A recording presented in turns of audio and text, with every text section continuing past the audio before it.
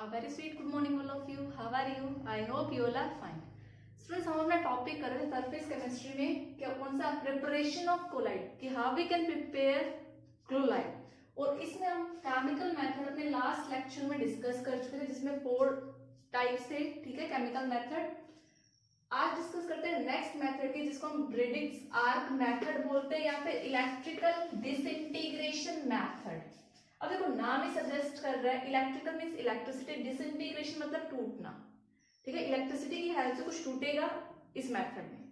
तो देखो बेसिकली होता क्या है, आप क्या लो, एक कंटेनर लो, ठीक है, बड़ा कंटेनर, उसके अंदर आपने क्या डाल दिया, आइस क्यूब डाल दिए। ये क्या है, आपके आइस बाथ है, आइस बाथ बोलते हैं जिसके अंदर आइस होती है कंप्लीट। और उसके अंदर फिर हमने एक छोटा कंटेनर डाला जिसके अंदर क्या है, आपका डिस्पर्जन मीडियम है, ठीक है। फिर हमने उसके अंदर इलेक्ट्रोड्स डाले, ठीक है, किसी मेटल के, जिसका हमें क्या करना है, कोलाइडल सॉल्यूशन बनाना है, ठीक है। और जनरली इसमें हम हैवी मेटल्स लेते हैं, हैवी मेटल्स लेते हैं लाइक प्लैटिनम, सिल्वर, गोल्ड, इन मेटल्स के आप यूज करते हैं। तो देखो जैसे आपने मेटल इलेक्ट्रोड्स डिस्पर्स्ड मीडियम में डिप किए और आपने इनको किससे कनेक्ट कर दिया, बैटरी से कनेक्ट कर दिया, और फिर आपने क्या किया, इलेक्ट्रिसिटी पास कराई। तो जो इलेक्ट्रिसिटी है वो क्या प्रोड्यूस करेगी, इंटेंस हीट प्रोड्यूस करेगी, और वो हीट इतनी इनफ है कि इन मेटल्स, जो मेटल है इसको क्या कर दे, वेपराइज कर दे। ये इलेक्ट्रोड्स हैं मेटल के, ये क्या हो जाएंगे, वेपराइज हो जाएंगे। इतनी बात समझ में, हीट प्रोड्यूस हुई और मेटल वेपराइज हो गए। लेकिन ये जो डिस्पर्जन मीडियम है ये देखो किसके कांटेक्ट में है, आइस के कांटेक्ट में, इट मींस ये एकदम ठंडा है। तो जैसे ही मेटल इवेपोरेट करेगा वो क्या हो जाएगा, कंडेंस हो जाएगा, ठीक है। तो बेसिकली यहाँ पे कितने मेथड हो रहे हैं आपके, 2 मेथड हो रहे हैं, डिस्पर्जन एंड कंडेंसेशन।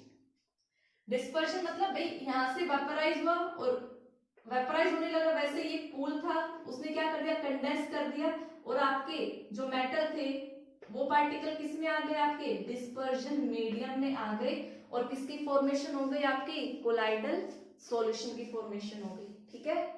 तो ये इसकी थ्योरी जो मैंने आपको समझाई है, क्या लिखा, when an electric arc is struck between 2 electrodes, means जब भी आप इलेक्ट्रिसिटी पास कराओगे 2 इलेक्ट्रोड्स के बीच में एक इंटेंस हीट जनरेट होगी, उससे क्या होगा, वेपराइजेशन ऑफ मेटल होगा, ठीक है। और ये वेपर किसके कांटेक्ट में आएंगे, आपके सॉल्वेंट। यहाँ पे जो सॉल्वेंट है बेसिकली क्या इंडिकेट कर रहा है, डिस्पर्जन मीडियम, और वो वहां पर कंडेंस हो जाएगा और क्या बना लेगा कि छोटे छोटे पार्टिकल्स आपके सॉल्वेंट में चले गए, मतलब डिस्पर्जन मीडियम में चले गए, ठीक है। तो आप यहाँ पे क्या बना रहे हो, कोलाइडल सॉल्यूशन, और ये मेथड जनरली फॉलो किया जाता है हैवी मेटल्स के लिए, ठीक है। तो ये था आपका ब्रिटिश आर्क मेथड, काफी बार एग्जाम में पूछ लिया जाता है। Students, our next method is peptization. Exam point of view से ये बहुत इंपॉर्टेंट है, इस ईयर भी पूछा गया था पेप्टाइजेशन क्या होता है। देखो पेप्टाइजेशन में क्या होता है, ये वो प्रोसेस है जिसके थ्रू आप किसी भी फ्रेशली प्रिपेयर्ड प्रेसिपिटेट को, किसी भी फ्रेशली प्रिपेयर्ड प्रेसिपिटेट से आप क्या बना सकते हो, कोलाइडल सॉल्यूशन बना सकते हो। इसमें आप क्या करोगे भी, आपने क्या लिया, कोई भी फ्रेशली प्रिपेयर्ड प्रेसिपिटेट लिया, ठीक है, उसको आप किसमें डालोगे, डिस्पर्जन मीडियम में डालोगे, सॉल्वेंट तो चाहिए, डिस्पर्जन आपने मीडियम लिया, बट उसके साथ साथ आप क्या डालोगे, स्मॉल अमाउंट ऑफ इलेक्ट्रोलाइट भी ऐड करोगे, स्मॉल अमाउंट ऑफ इलेक्ट्रोलाइट। इस तरीके से आप क्या बना सकते हो, कोलाइडल सॉल्यूशन बना सकते हो। फॉर एग्जांपल भी जो हमने क्यों डाला, क्योंकि ये जो फ्रेशली प्रिपेयर्ड प्रेसिपिटेट था इसका साइज तो ऑलरेडी बहुत बड़ा था, वो कोलाइडल रेंज में आ ही नहीं रहा था। कोलाइडल रेंज आपकी कितनी है, 1 से 1000 नैनोमीटर की रेंज है, इस रेंज में वो नहीं आ पाता। सपोज करो आपके पास क्या है, फेरिक हाइड्रोक्साइड के प्रेसिपिटेट थे, ठीक है, आपने किसी डिस्पर्जन मीडियम में बनाया और सॉल्यूशन बना लिया, बट वो अभी भी रेंज नहीं आ पाई जिस रेंज में हमें चाहिए। तो हमने क्या डाला, एक ऐसा इलेक्ट्रोलाइट डाला जिसमें, इसकी कंडीशन क्या है, जिसमें एक आयन कॉमन हो किसके साथ, जिसके प्रेसिपिटेट बने हो, ठीक है। फॉर एग्जाम्पल हमने इसके अंदर क्या डाला, FeCl3। अब जरा चेक करो, इसमें भी Fe आयंस कॉमन है और इसमें भी क्या है, Fe आयंस कॉमन है। तो आपका क्या होगा, ये आपका इलेक्ट्रोलाइट है, इलेक्ट्रोलाइट और पीपीटी में एक आयन कॉमन होना चाहिए, चाहे वो कैटायन कॉमन हो या एनायन कॉमन हो, ठीक है।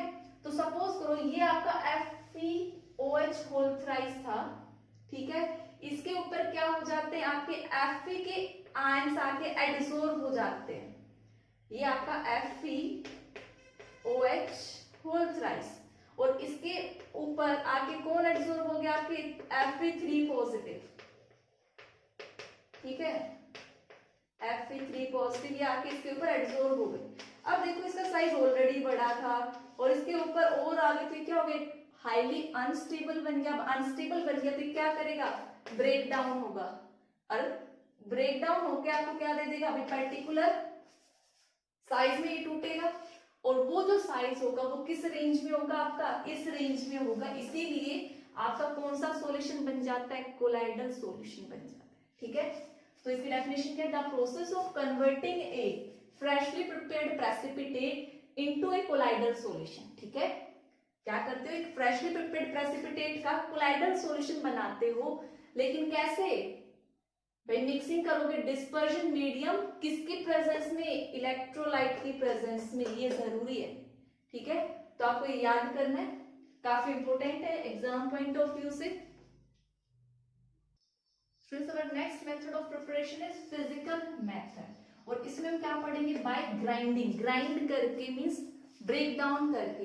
तो बेसिकली आप इस मेथड में क्या करोगे, लार्ज मॉलिक्यूल्स, क्या बोलोगे, large molecules are break down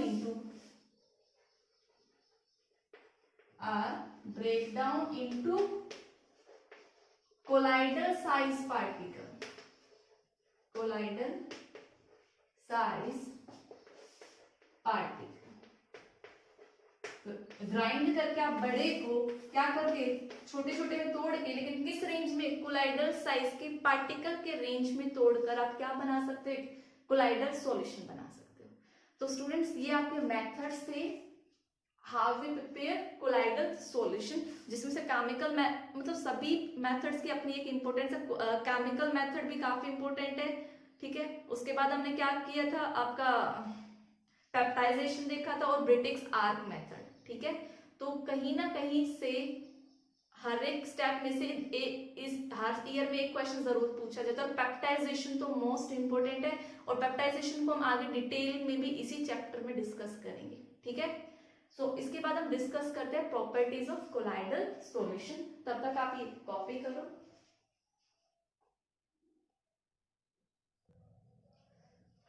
next है प्रॉपर्टीज ऑफ कोलाइडल सॉल्यूशन। देखो कोलाइडल सॉल्यूशन ही बोला था, तो पहले प्रॉपर्टी जब इसकी डेफिनेशन बताई थी तो मैंने कहा था it is a heterogeneous mixture. तो फर्स्ट प्रॉपर्टी क्या होगी, it is a heterogeneous mixture, heterogeneous mixture, ठीक है। नेक्स्ट प्रॉपर्टी की बात करूं तो ये जो आपका कोलाइडल सॉल्यूशन है कौन सी प्रॉपर्टी शो करता है, कोलिगेटिव प्रॉपर्टीज भी शो करता है, कोलिगेटिव प्रॉपर्टीज। अब आपने सॉल्यूशन चैप्टर में 4 कोलिगेटिव प्रॉपर्टीज पढ़ी थी, लाइक कौन सी, RLVP, relative lowering in vapour pressure, ठीक है, elevation in boiling point, elevation in boiling point, depression in freezing point, depression in freezing point, मैं F पॉइंट लिख रही हूं, आप पूरा लिखना फ्रीजिंग पॉइंट, और fourth one is osmotic pressure OP। ये 4 कोलिगेटिव प्रॉपर्टी पढ़ी थी और हमने क्या कहा था, कोलिगेटिव प्रॉपर्टी किस पे डिपेंड करता है, अमाउंट ऑफ सोल्यूट पे डिपेंड करता है, किस पे, अमाउंट ऑफ सोल्यूट पर डिपेंड करता है, नेचर ऑफ सोल्यूट पे डिपेंड नहीं करता, नेचर ऑफ सोल्यूट पर डिपेंड नहीं करता, सिर्फ ये कि कितनी अमाउंट में प्रेजेंट है। तो अब जरा हम देखेंगे कोलाइडल सॉल्यूशन कैसे कोलिगेटिव प्रॉपर्टी शो करता है। देखो शो तो करता है लेकिन कम अमाउंट में शो करता है, कैसे, काफी बार एग्जाम में आता है, why colloidal solution show colligative property in less amount. उसका रीजन है क्या, भी देखो ये आपका सपोज करो कोलाइडल सॉल्यूशन है, ठीक है। अब अगर ये कोलाइडल सॉल्यूशन है तो देखो भाई ये जो कोलाइडल सॉल्यूशन का जो पार्टिकल साइज है, साइज ऑफ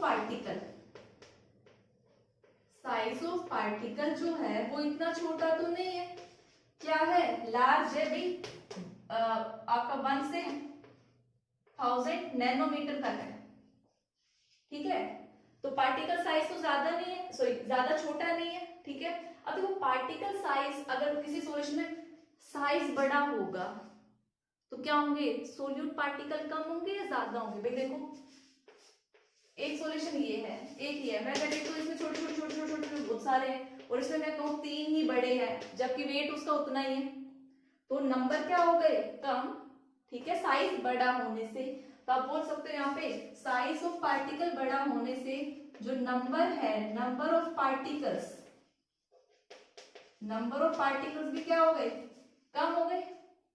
अब नंबर ऑफ पार्टिकल्स कम हो गए मतलब अमाउंट उनका कम हो गया, तो कोलिगेटिव प्रॉपर्टी भी क्या शो करेगा, वो लेस शो करेगा। तो आप क्या बोल सकते हो, कोलिगेटिव प्रॉपर्टी, काफी बार क्वेश्चन आता है, कोलिगेटिव प्रॉपर्टी भी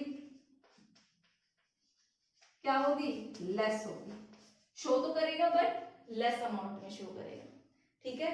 तो आप पहले इसको कॉपी करो, फिर मैं थर्ड प्रॉपर्टी बताती हूँ, टिंडल इफेक्ट। स्टूडेंट्स अभी ये वाली जो प्रॉपर्टी है ये आप अपने बचपन के क्लास 9 10th में पढ़कर आए हो, व्हाट इज टिंडल इफेक्ट। तो टिंडल इफेक्ट की अगर मैं डेफिनेशन की बात करूं तो आप क्या बोलोगे, on passing light through colloidal solution, light through colloidal solution,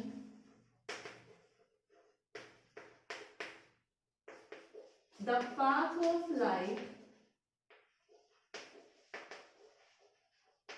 become visible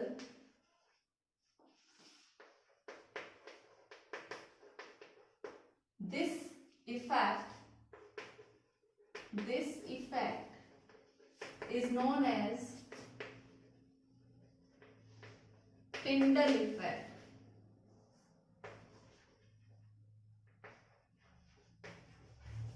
ठीक है, और ये जो टिंडल इफेक्ट में विजिबल क्यों हुआ, इसका रीजन क्या है, ड्यू टू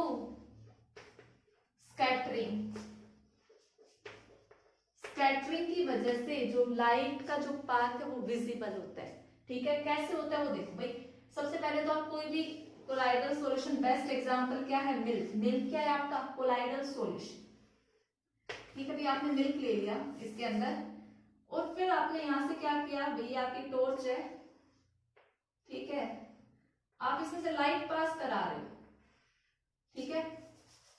एक सेकेंड, आपने यहां से क्या पास करा, सिंपल ले लो light.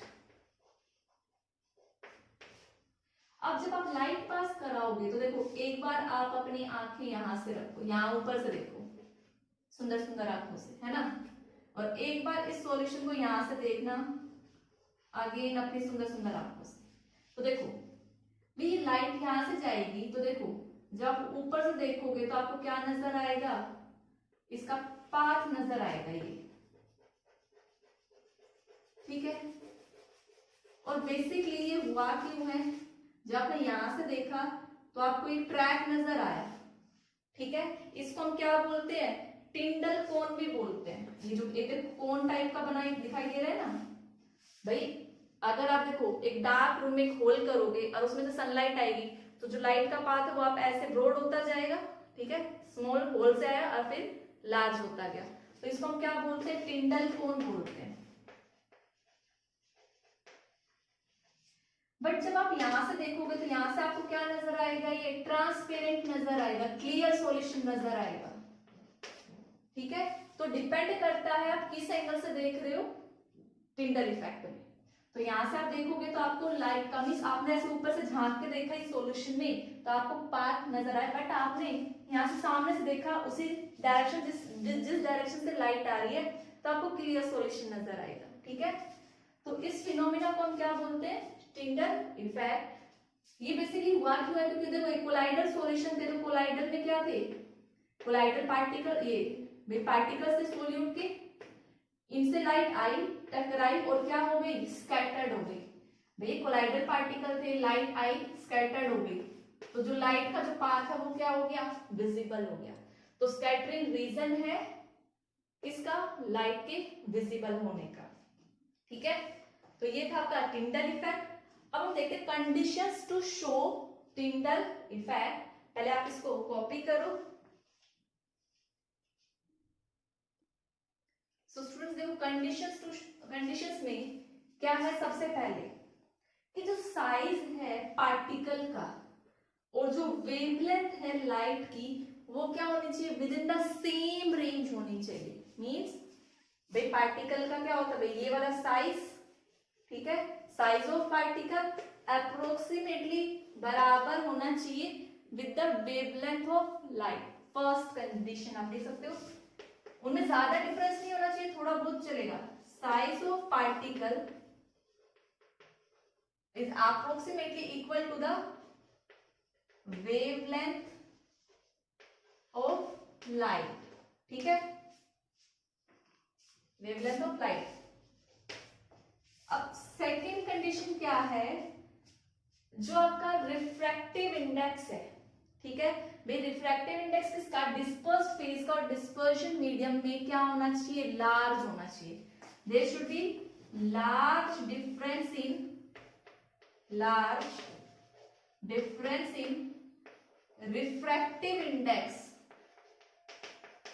refractive index of dispersed phase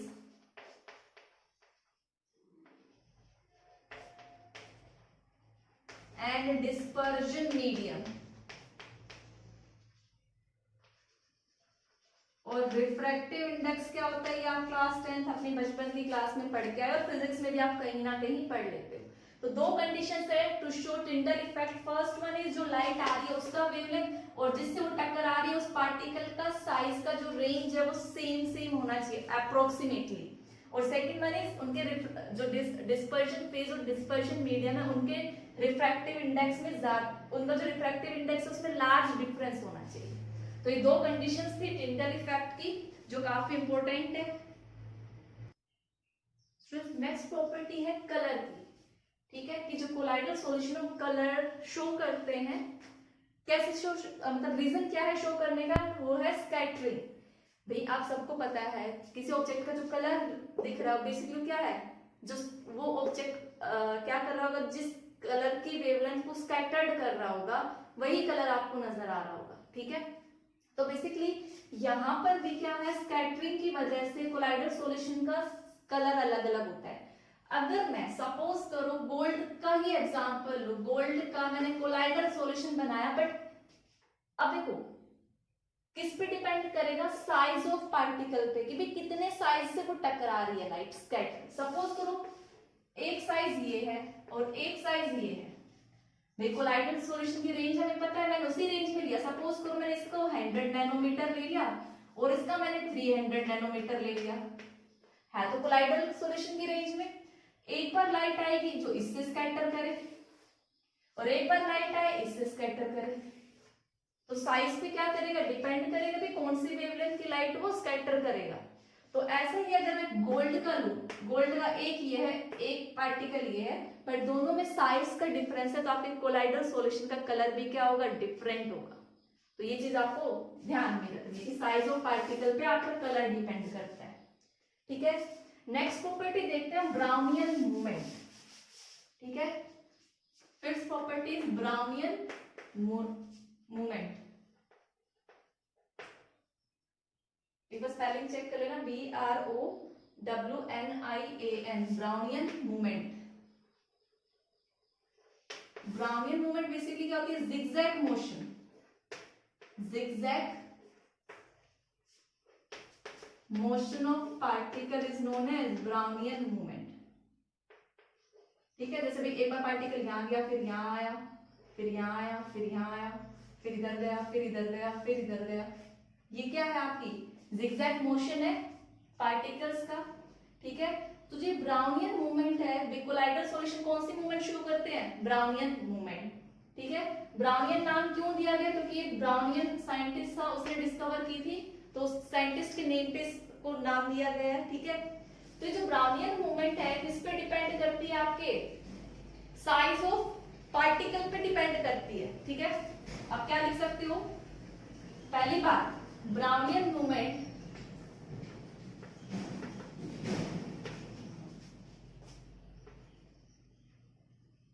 does not depend on the nature of particle. The moment does not depend on nature of colloidal particle, ठीक है। नेचर पे डिपेंड नहीं करती, बट डिपेंड ऑन किस किस पे, first size of particle, particle के size पे, and second one is viscosity of dispersion medium, viscosity of dispersion medium, ठीक है। अब दोनों पॉइंट्स को ध्यान से समझते हैं क्या है। देखो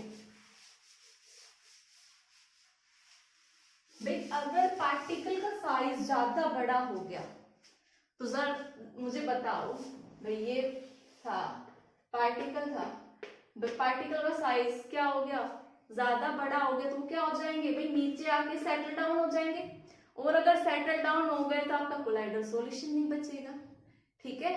तो बेसिकली आपका क्या होना चाहिए, साइज पे डिपेंड कर रहा है, ठीक है। तो जो साइज है वो कोलाइडल रेंज में ही होगा, तभी आपका होगा, तभी आपकी ब्राउनियन मूवमेंट पॉसिबल है।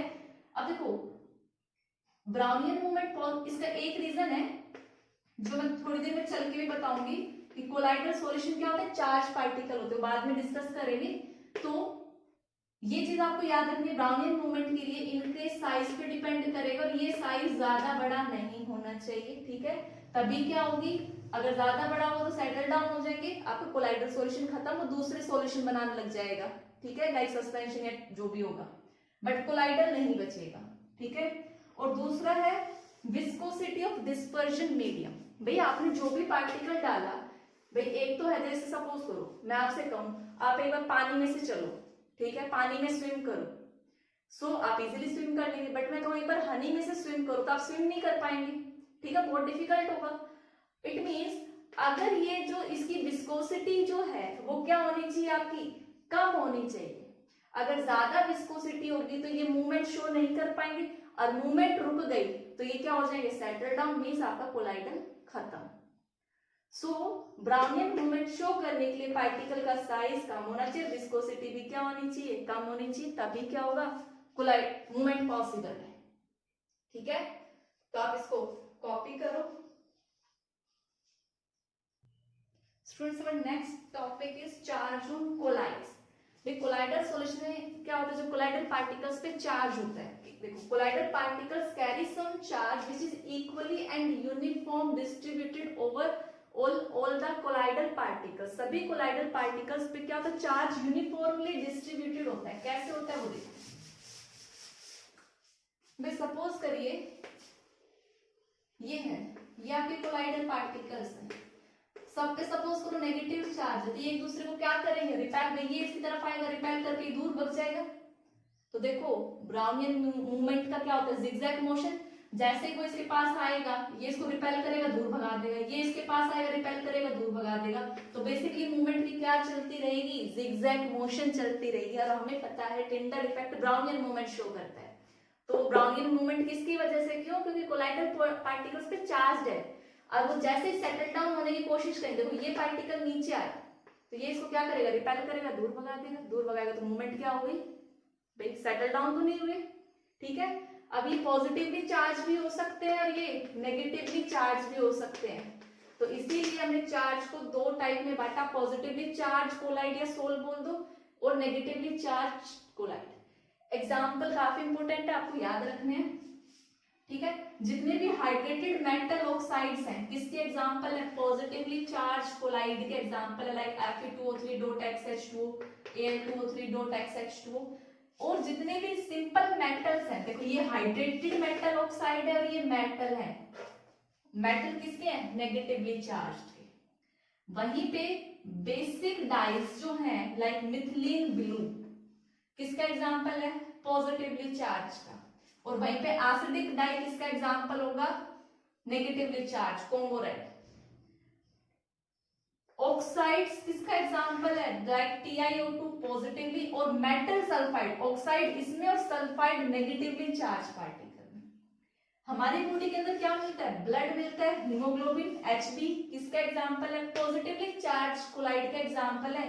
जबकि जो प्लांट से मिलता है, लाइक स्टार्च, जेलेटिन, गम, वो किसके एग्जांपल हो जाएंगे? Negatively charge colloid. ठीक है, तो आपको एग्जाम पॉइंट ऑफ व्यू से ऑब्जेक्टिव क्वेश्चंस में पूछ सकते हैं। 4-5 नाम देखते हैं कि इसमें से कौन सा पॉजिटिवली चार्ज है और कौन सा नेगेटिवली चार्ज है। ठीक है, तो आप इसको कॉपी करो, फिर हम इसके एग्जांपल देखते हैं कि बेसिकली चार्ज आया कैसे है। ठीक है, सो स्टूडेंट्स, हमारा नेक्स्ट टॉपिक क्या रहेगा? Reason of charge. ये चार्ज आया कैसे है? Reason of charge, colloidal solution charge क्यों बने, क्यों बोला हमने। ठीक है, तो थोड़ा लेंथी टॉपिक है। ठीक है, तो हम कल की क्लास में कवर करेंगे। तो आज की क्लास के लिए स्टूडेंट्स इतना ही। ठीक है, इससे रिलेटेड अभी तक जितना हमने चैप्टर कर लिया, आपको उससे रिलेटेड एनसीईआरटी क्वेश्चंस कंप्लीट करने। तो that's all for today's lecture. Thank you and have a nice day.